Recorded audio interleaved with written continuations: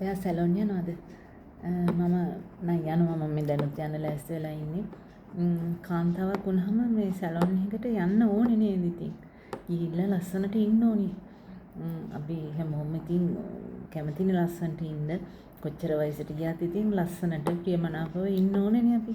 ඉතින් ඒ නිසා මේ සැලොන් එකට යන එක වැරද්දක් නෙවෙයි. සමහර අය කියනවා පො අපි නම් වට යන්නේ, අපි නම් සැලොන් යන්නේ. නිකන් එක දිහා හරි අමුතු විදිහට බලනවා. එහෙම වෙන්න ඕනේ. සැලොන් එකට යනවා කියන්නේ මේ ස්පා එකකට යනවා නෙවෙයිනේ. මේ ඒ නිසා සැලොන් එකට ගිහිල්ලා ඉතින්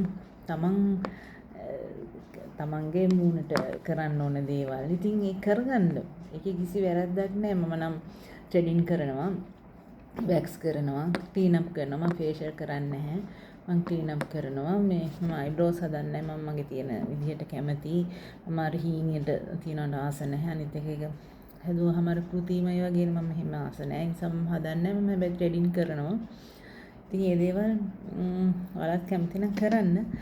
මේ සමහර කට්ටිය දැන් මොනවද ලස්සන වෙන්න කරන්නේ අහපුවාම කියනවනේ අනේ අපි නම් මුකුත් කරන්නේ මේ ඉතින් හිතේ ලස්සන තමයි කියනවනේ.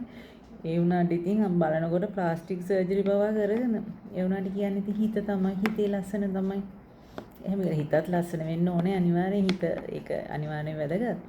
එහෙම නෙවෙයි ඉතින් ලස්සන වෙන්න කරන්න දේවල් තියෙනවා. ඉතින් මූණට මේ ෆේස් පැක් එකක් දාන එක, ඉතින් ක්ලීන් අප් එකක් කරන එක, ක්‍රීම් එකක් පාවිච්චි කරන එක.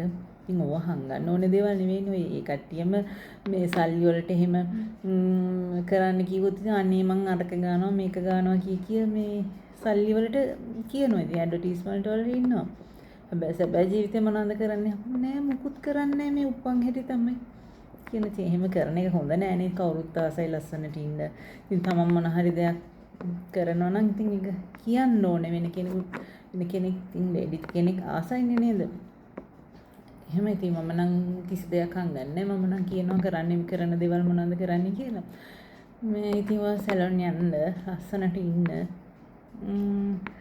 ඒකේ වැරද්දක් දකින්නේ මම නම්.